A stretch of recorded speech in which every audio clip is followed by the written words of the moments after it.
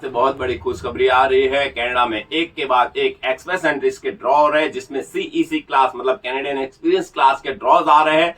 जो पहले गया था 26 जून 2025 को, और अब कैनेडियन एक्सपीरियंस क्लास का दूसरा 3000 का ड्रॉ गया है, वो गया है 6/7/2025 को। मतलब कि अब बहुत ही फास्ट पीआर ट्रैक होने वाला है, और आपका सीआरएस अगर 490 के आसपास है तो वो कब तक पीआर होने वाला है, वो सारी की सारी इंफॉर्मेशन हम इस चार्ट के माध्यम से आपको समझाने वाले हैं। पूरे वीडियो में अंत तक बने रहे, और अगर हमारे चैनल पे नए आए हैं तो कनाडा बाय डिजायर चैनल को अभी के अभी सब्सक्राइब कर दीजिए, और लाइक और शेयर करना मत भूलिए, जिससे कि सारे के सारे आपको फैमिली और फ्रेंड्स लोगों को इस इंफॉर्मेशन के बारे में सटीक जानकारी मिल सके। देख पा रहे हैं यहाँ पे दो चार्ट लगे हुए, एक है 26/6/2025 का और एक है 6/7/2025 का। दोनों चार्ट के अंदर डिफरेंस क्या है, दोनों चार्ट आपके सीआरएस के हैं, और कितनी कितनी फाइल्स इसके अंदर लगी हुई है उसके बारे में है, और आपका सीआरएस कब तक कितना कितना होने वाला है, वो सारी की सारी इंफॉर्मेशन आपको देने वाले हैं। आप यहाँ पे पहले समझ लीजिए, 26/6/2025 को 601 से लेके 1200 के बीच में जो नंबर ऑफ कैंडिडेट्स अप्लाइंग थे वो थे 471। 501 से लेके 600 के बीच में थे, उनके सीआरएस वाले जो थे उनके है कैंडिडेट्स 22,947, मतलब 22,947। और उसके बाद आप देख सकते हैं कि 401 to 500 के बीच में जो है वो 76,748। ये जो पोजीशन है वो आप देख रहे हैं 26/6/2025 की, ये पोजीशन के अंदर था, और इस पोजीशन के बारे में आपको समझाएंगे। उसके बाद उस चार्ट पे लेके जाएंगे। आप देख सकते हैं हमारे हाथ में ये एक चार्ट है, इस चार्ट में आपको समझ में आएगा कि 26/6/2025 में 601 से 1200 में 471 कैंडिडेट्स थे, और 501 से लेके 600 के बीच में 22,947 कैंडिडेट्स थे। अब 3000 का ड्रॉ उस वक्त आया था, उसमें 471 जो पहला ये जो हमने बताया है वो लोगों के इसमें से निकल गए। अब बाकी कितने बचे हैं, तो बाकी बचे हैं 2529, वो जो बचे वो गए 22,947 में से वो गए। तो उस वक्त बाकी बैलेंस कितने कैंडिडेट्स रहे, 20,418। ये पोजीशन थी 26/6/2025 की। अब ये इतने कैंडिडेट 501 से लेके 600 के बीच में उस वक्त कैंडिडेट पेंडिंग में थे। अब दूसरा जो ड्रॉ आया है 6/7/2025 का, अब इस माध्यम से आप समझ लीजिए 601 से लेके 1200 में वापस कैंडिडेट कितने आ गए, 358। 501 से लेके 600 के बीच में वापस कैंडिडेट्स की संख्या कितनी हो गई, 22,551, मतलब 22,591। यहां पे कहीं ना कहीं डिफरेंस आ रहा है, जैसे कि आप देख पा रहे हैं। ये 6/7/2025 की पोजीशन आपको दिखा रहा हूं, 601 से 1200, वही जो वहां पे लिखा है वो बता रहा हूं इजीली कि 358 कैंडिडेट्स है, और 501 से लेके 600 के बीच में 22,591 है। जो पहले थे 22,947, वहां से कहीं ना कहीं डिक्रीज हुआ है, मतलब 3000 आईटीएस वापिस आया था 6/7/2025 को। ये आईटी आने के अंदर 358 जो ये थे 601 to 1200 उनको पीआर मिल चुका है। अब वहां से कट होके बाकी बचे कितने, 2642। अब ये जो कैंडिडेट्स बचे हैं उनकी पोजीशन क्या है उसके बारे में बताते हैं। हम आपको लेके जा रहे हैं दूसरे चार्ट के ऊपर। जो पेंडिंग लिस्ट हमने बताया था 2642, अब 2642 जो पेंडिंग लिस्ट है उसमें से 501 से लेके 600, मतलब 501 से लेके 600 तक के बीच में 22,591 जो कैंडिडेट्स है, यहाँ पे आप देख सकते हैं, उसमें से 2642 कैंडिडेट्स को भी पीआर मिल चुका है। मतलब अब आज की तारीख में जिस दिन ड्रॉ हुआ था उस तारीख में 19,949 ये कैंडिडेट्स अभी भी पेंडिंग लिस्ट में है, जिनके सीआरएस 501 से लेके 600 के बीच में है। अब आप देख सकते हैं पेंडिंग लिस्ट क्या थी, 26/2025 में पेंडिंग लिस्ट थी 20,418, जैसे आपको आगे बताया, और अब की पेंडिंग लिस्ट कितनी है, 19,949, जो पोजीशन है 6/7/2025 की।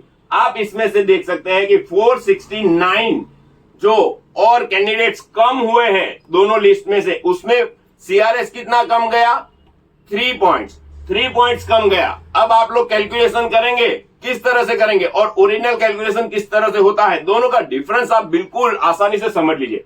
जैसे कि आपने देखा होगा कि जून में 3 पॉइंट्स कम हुए जुलाई तक, ठीक है। अब 3 और 3 6 पॉइंट कम होने की संभावना आप गिनेंगे तो 518 से लेके जुलाई के एंड में कितने जाएंगे, 515। फिर आप 6 पॉइंट और कम कर देंगे अगस्त में, सितंबर में 6 और कम कर देंगे, अक्टूबर में 6 और कम देंगे, नवंबर में 6 और कम, दिसंबर में 6 और कम। वैसे आप देखने जाएंगे तो 6 6 6 6 6 और यहाँ पे 3, मतलब कितने हो गए 33। अब ये 33 पॉइंट्स कोई डाउन होने वाले हैं नहीं, क्योंकि एवरेज जो जा रहे हैं वो 469 ही जा रहे हैं। अब ओरिजिनली क्या होने वाला है कैलकुलेशन के हिसाब से, प्रेडिक्शन में आपको बताता हूं कि जैसे ही 518 के बाद 3 पॉइंट्स कम हुए 515, इस तरह से अगर गिनने जाएंगे तो 469 अगर एवरेज कम होता है, एवरेज कैंडिडेट्स कम होते हैं, और अगर ये 11 सेशंस मतलब कि 3000 के 11 ड्रॉ दिसंबर के एंड तक जाते हैं तो कितने कम हुए,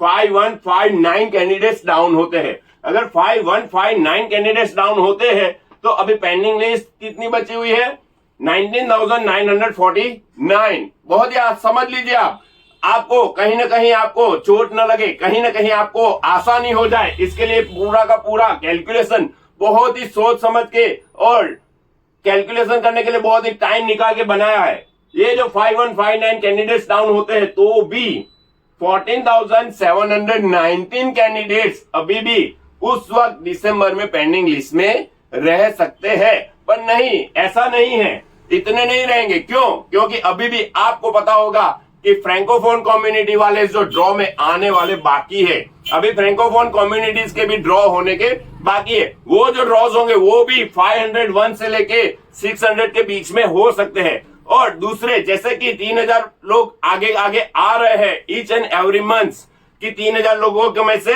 जैसे 2500 लोग पीआर के लिए अप्लाई भी कर रहे हैं, कई लोग अपनी फाइल्स भी अपडेट कर रहे हैं और उनके सीआरएस बढ़ रहे हैं। पर एक बहुत ही अच्छी खुशखबरी आपको सुनाता हूं, क्योंकि हर साल का इनका ट्रैक रिकॉर्ड रहा है। बीच बीच में जैसे ही इन लोगों को लगता है कि अब बहुत ही ज्यादा देने की जरूरत है पीआर को, तब इनके ड्रॉज आते हैं 12,000, 13,000, 15,000। आप समझ लीजिए कि शायद इसमें से एक आध ड्रॉ 10,000 या 12,000 एक महीने में आ गया, ऐसे 2 महीने भी गए तो यूं समझ लीजिए कि आपका सीआरएस है वो यहाँ पे 491 से लेके 500 के बीच में, क्योंकि कितने कम हो जाएंगे आप देख सकते हैं 14,790, मतलब 14,790 में से फ्रैंकोफोन कम्युनिटी में अभी भी उनके 15 से 20,000 लोगों को इनविटेशन टू पीआर देना बाकी है। समझ लीजिए इसमें से अपने 5 पॉइंट्स की भी डिक्लाइन करते हैं तो 5 पॉइंट्स इसमें से और भी गए या 5,000 गए, और अगर 5,000 जाने के बाद 10,000 का ड्रॉ निकलता है एक और 10,000 का ड्रॉ निकलता है दूसरा, तो आपका चांस लग जाएगा यहाँ पे 13,342 के आसपास में। मतलब कि आपका पीआर है जो है दिसंबर के एंड तक शायद समझ लीजिए कि 490 से लेके 500 के बीच वाले का सीआरएस कम हो सकता है। तो ये बहुत ही आसान शब्दों में आपको पूरा का पूरा कैलकुलेशंस बता दिया, और हम एक आपको और सलाह देना चाहते हैं, जो सलाह है कि आप अगर आपका सीआरएस बढ़ाना चाहते हैं तो एट प्रेजेंट आपके पास 2 रास्ते हैं, उसका इस्तेमाल जरूर से कीजिए। अगर आपके पास समय है और पैसे भी है तो फ्रेंच लैंग्वेज जरूर से सीख लीजिए।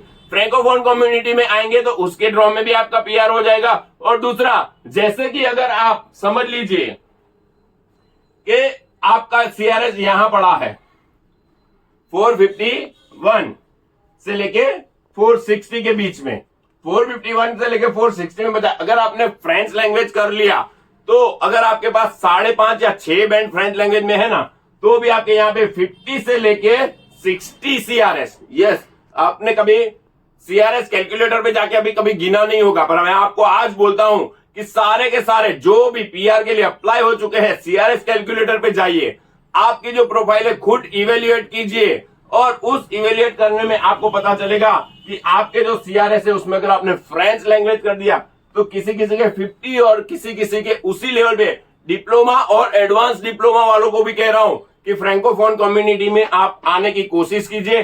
डिप्लोमा और एडवांस डिप्लोमा वाले के लिए तो बहुत ही जरूरी है, आप फ्रेंच लैंग्वेज करेंगे तो यहां से आपका जो स्कोर है वो यहां से जंप करके आ जाएगा सीधा यहां।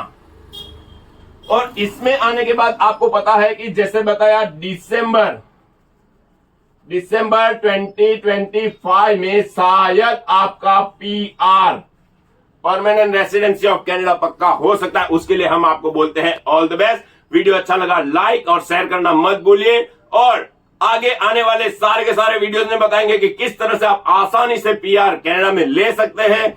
OINP के अंदर, PNP प्रोग्राम्स के अंदर सारे के सारे प्रोग्राम्स जो है इजी वे, वो सारे के सारे आपको बताएंगे। और दूसरा ऑल द बेस्ट कहते हैं all the candidates. Thank you.